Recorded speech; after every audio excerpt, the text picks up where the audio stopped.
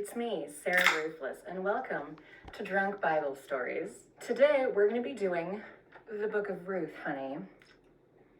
Now listen, my whole thing is just like, if the straights are allowed to, they were roommates, us, then I am legally allowed to, they were gay, them. You know what I mean? It's not even that I'm like a fan of the Bible. It's just that I'm like a really big fan of gay conspiracy theories. Let's get into it. So we start out in the land of, I don't fucking care. It doesn't fucking matter. But there is this lady named Naomi. Naomi has 2 sons, and even though it's not in the text, I feel like we can read between the lines that they were just like kind of a bummer. But each of her sons married some ladies, Orpah and Ruth, and the ladies were pretty cool. She was like, yeah, I could fuck with you guys. I like you guys.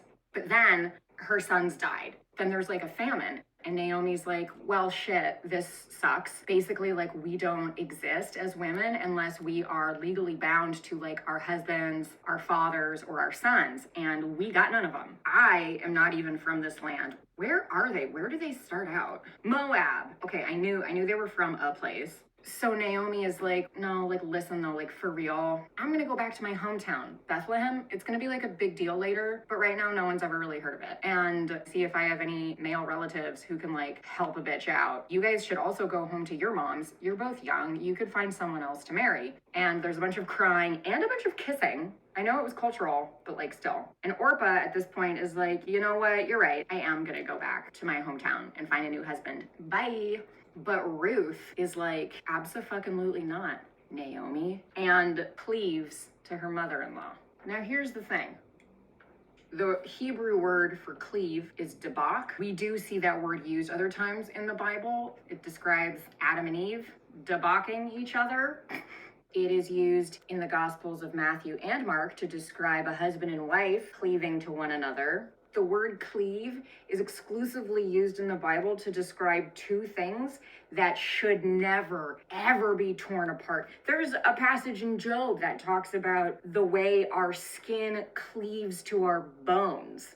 So I guess what I'm just trying to say is that in this instance in particular, I find it very hard to imagine that like the cleaving occurring is like a heterosexual cleaving, you know what I'm saying? They were not roommates. They were gay, okay? They were fucking gay. Because Ruth fucking says, stop urging me to abandon you. For wherever you go, I will go. Wherever you live, I will live. Your people will become my people, and your God will become my God. Wherever you die, I will die, and there will I be buried. May the Lord punish me severely if I do not keep my promise. Only death will be able to separate me from you. Listen, honey, there are 0 heterosexual explanations for that kind of declaration of love. That's just not something you would say to like a gal pal. It just isn't. And granted, she like did not have a whole lot of options, but still, at the end of the day, the one thing you do have is like your cultural identity. So the fact that Ruth, who would have been a Moabite and probably worshipped Baal, the cute, chill cow god, the fact that she was willing to literally give up fucking everything for Naomi, like, come on, man. Anyway, okay. They get to Bethlehem and she finds some dude that's like vaguely related to her, and she's like, what's up, cousin? It's me, your long lost auntie. I'm back in town and I have my daughter-in-law with me. Her name is Ruth. She is of a working age, so can she like work the fields with you guys? The kinsperson is like, yeah, sure, no problem. So Ruth starts working the fields of wheat, or I don't know, whatever the fuck people do. No, it's corn, sorry. It's kind of hot. Okay, listen, I live in the Midwest now, and there is something distinctly sexual about someone who can shuck corn without any of the silky bits. Like, it's just, the act of it is just like, I'm not gonna lie, it's like a little hot. Just saying.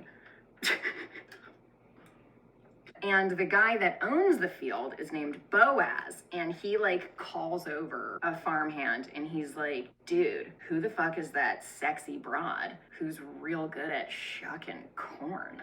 Oh, that's Ruth. She's like the daughter-in-law of your distant relative, Naomi. And he's like, hot. So word spreads on the farm while they're picking corn, shucking corn. Clearly I know a lot about farming. Anyway, they're like, hey Ruth, did you hear? Daddy Boaz totally wants to shuck your corn. And she thinks about it for a second and she's like, you know what? This gives me a juicy little idea. Ruth is a smart broad. She's one of 2 whole ass women in the entire Bible that have a book named after them. I think we should pay attention to what she does. She goes home and she's like, Naomi, my lover, Boaz, the guy that like owns the field or whatever, I guess he thinks that I'm really sexy when I'm shucking corn. That totally makes sense. You are really sexy when you're shucking corn. Thanks, babe. But here's the thing though, I think he like kind of wants to bang or get married. It's unclear. What should we do about that? Because they're mature lovers who are good at communicating with each other, all right? And Naomi's like, well, babe, I think you just like keep your head down and keep working really hard, make him really beg for it. And Ruth's like, hot. So Ruth and Boaz are just shucking corn all day long. And Boaz like cannot keep it together. And he goes up to her and he's like, girl, holy fucking fuck. That body of yours is absurd. And the way you shuck corn is literally killing me. So like, as a gesture of goodwill, I told all of my farmhands not to rape you because that's how much I like you. And Ruth is like, oh my God, that's like really nice of you. And he's like, it is really nice of me. And she's like, why are you being like so nice to me? And he's like, I heard you're like hanging out with your mother-in-law and I think that's really nice. Like, it's so sweet the way you guys take such good care of each other. The way that you just like braid each other's hair and have pillow fights every night. And the way that you guys like sleep in the same bed. Like, it's so sweet that you take such good care of your mother-in-law. And I just find that really attractive in a woman. Like, you're clearly not like the other girls. At dinner time, sit next to me and I'll let you like dip your bread in my vinegar. Listen, that line actually is in the Bible. This book is horny as fuck, dude. Anyway, so then Ruth comes home from like a long day of work and Naomi's like, hey babe, how did it go? And Ruth is like, it went amazing. He's got the hots for me, 100. This is where it gets a little kinky. Naomi is like, all right, girl, we're ready for phase 2. I want you to go take a nice, hot, sexy bath. Then put on your sluttiest dress and your skankiest perfume. And under the cover of night, run around all sneaky like to the threshing floor because we all know that's where Boaz, like, he gets pissed drunk every night. Like, we all know that. And then he goes and passes out there. So I want you to go there also and pass out. I mean, don't pass out. You stay awake and you wait for him to pass out. And Ruth is like, wait, am I gonna do like sexy things to him while he's unconscious? Because that feels like not totes consent. And Naomi's like, listen, girl, it's Bible times. None of this is really consensual. I'm not saying I'm proud of it. I'm just saying it's what's happening. Just lift the blanket up off his feet. And if you're thinking it sounds sexual, it's because it is. Exhibit A, the threshing floor. It's a place where shit goes down. In the book of Hosea, the threshing floor is where all the prostitutes hang out to do their dirty business. Exhibit 2, assuming that this folklore is using metaphor, which it fucking is, the threshing floor is where like the wheat is separated from the chaff. Again, have you ever seen someone shuck corn? It's inherently sexual. It's just a lot of like taking things apart, splitting them in half, reaching your hand in, and like, it's a little kinky, okay? Exhibit 3, she uncovers his feet. I know so many weird nerdy things about this. I'm so excited. Okay. Here's the thing about the Bible and feet. The ancient Hebrew word that is used, I'm probably gonna mess this up, I'm so sorry. Chag lechem, something like that. The word chag lechem is used multiple times in the Bible. In Deuteronomy, it is used to describe a woman who has a baby that comes out between her chag lechem. Maybe it means the baby came out from between her feet, but like, that's not where babies come from. In 2 Kings, there's a passage where some soldiers are shit-talking each other. And they're like, you guys are so poor. How poor are we? You're so poor, you drink the water from your haglachem.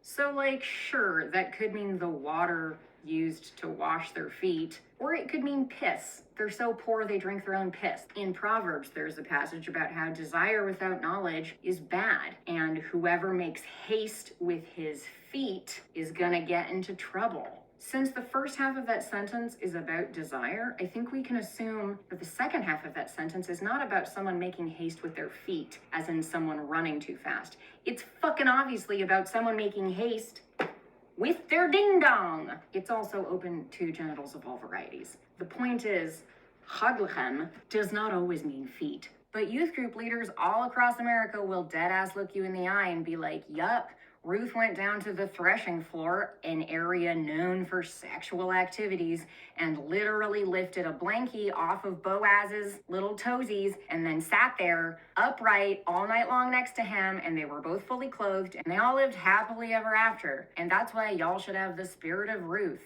ladies. Grow up.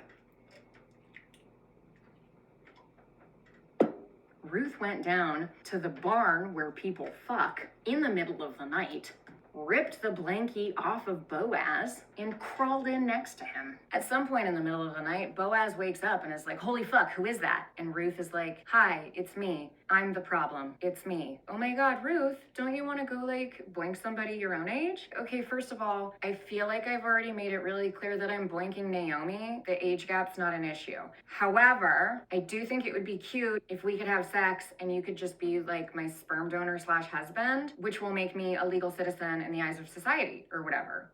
Huh. Sort of just feels like you're using me for sex, but honestly, I'm fine with that. And then Ruth lays at his feet until morning. Then Ruth sneaky sneaks all the way back home and is like, hello, Naomi, my lover. Your plan totally worked. Boaz wants to marry me. And Naomi's like, hell yeah, it did, babe. We got ourselves a beard.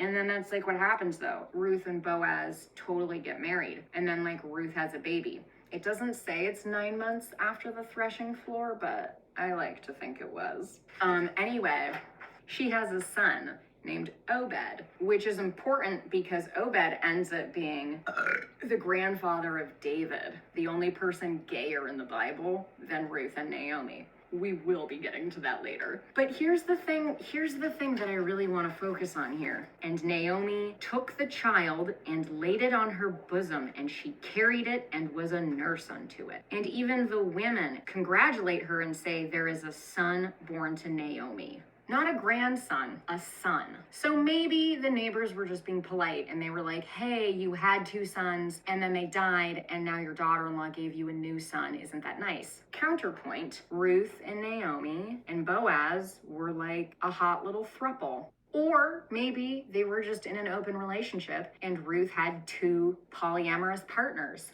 Or Ruth and Naomi just continued to have a loving, consensual, homosexual relationship and would just use Boaz whenever they needed a sperm donor. And he was like, hey, I have no problem with this. Any way you look at it though, it's just inherently queer. Nothing about this story is giving me heterosexual energy. And if you ever find yourself married to some dude and then he dies and you're like, damn, his mom is really hot though, I think you should jump on that like yesterday. And anyone who says there's no example of gay marriage in the Bible means they're illiterate, which means you should feel bad for them. You heard it here first, kids. This has been Drunk Bible Stories. Everyone's a little bit gay, like deep down. And some of us like not that deep down.